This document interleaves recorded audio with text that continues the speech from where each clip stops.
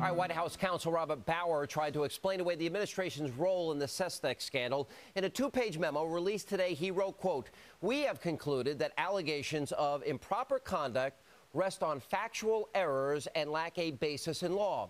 Well, I'm sorry, Mr. Bauer, but you may want to head back to law school. It is a federal crime to promise an appointment or employment as a reward for any political activity. Now, the U.S. Code reads, quote, "Whoever directly or indirectly promises any employment, position, compensation, contract, appointment, or other benefit for any political activity or for the support of or opposition to any candidate or any political party in connection with general or special election to any political office shall be fined under this title or imprisoned not more than 1 year or both." But there's more. Now, the Hatch Act prohibits employees of the executive branch from using, quote, "his official authority or influence for the purpose of interfering with or affecting the result of an election."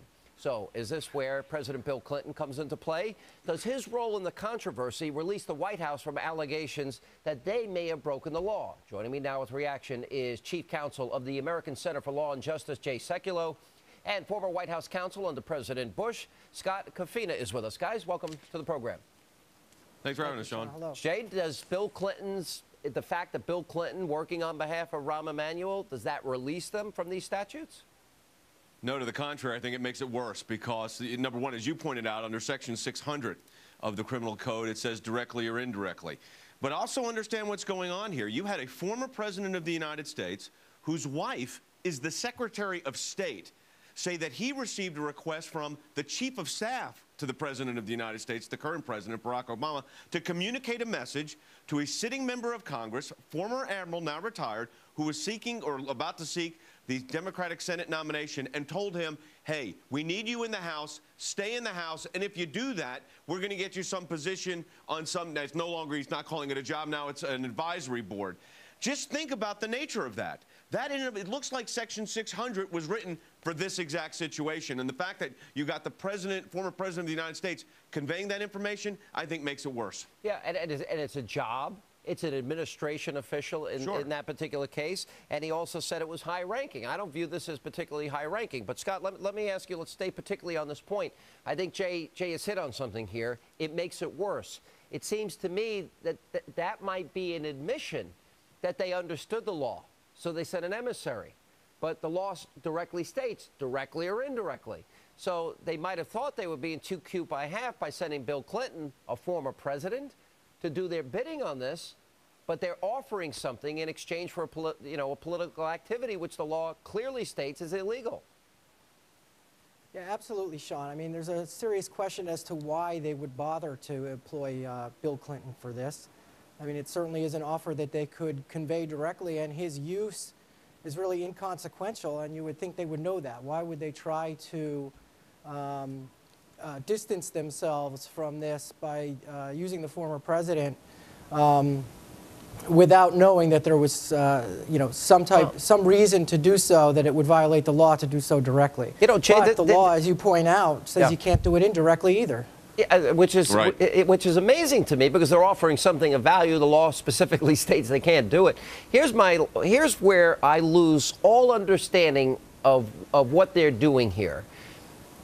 With all the time, Jay, that they would have had to at least prepare a defense, you would think that the defense that they made would pass legal muster. Now, and on top of this, they've got to know that the Romanoff case out in Denver, out of Colorado, with the offer by Jim Messina, according to the Denver Post, that similarly is going to be scrutinized.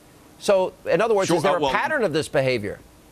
Well, you also have the situation with Governor Blagojevich, of the former governor of Illinois. But Sean, look, they like you. This emissary approach, this middleman approach, is something they seem to think that helps them. It actually hurts them, legally speaking.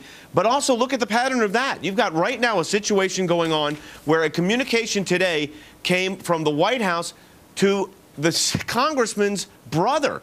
to let them know that the information was going to be leaked out today or sent out today, of course, as we're going into a weekend, hoping this is going to end the discussion and blow this off the news into something else. That's the plan here.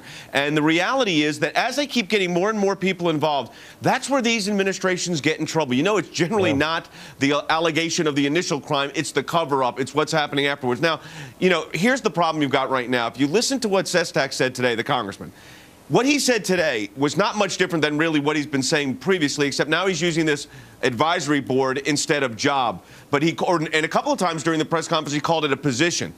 Do you imagine that they sent Bill Clinton to offer a congressman a advisory board slot if he would not run for the United States Senate? That is really hard to believe. Yeah, but Jay, there are three contradictions here. Number one, a job is a job where you're compensated. All right, so I don't view this as a job. Number two, he said the administration. Bill Clinton's not in the administration. Number three, he said it's high ranking.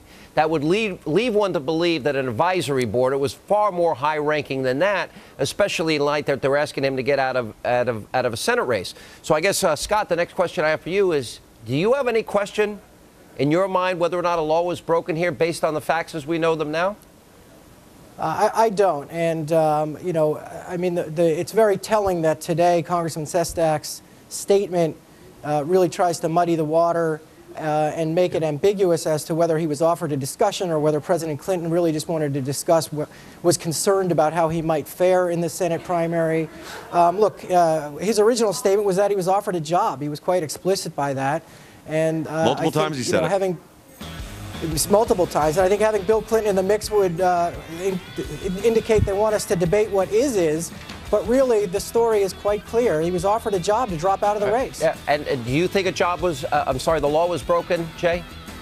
Absolutely. Section 600 and the Accessory Acts also. Section 2 of 18 U.S.C. says if you're an accomplice, you're responsible also. Well, so we also have Section 210 and 211, which come into play in the Hatch Act. And 595. Yeah, you're all right, guys. We need a special prosecutor looking at this. I agree with both of you. Yeah, all right, Sean, guys. Go ahead. Yes, Scott. Clear violation of the Hatch Act, Sean. Absolutely. This is not going away. Very interesting. They thought they had this covered, and they knew I was supposed to be off tonight, so they released this today. But I'm not taking off when important news breaks. There you go. All right, guys. Thanks for being here.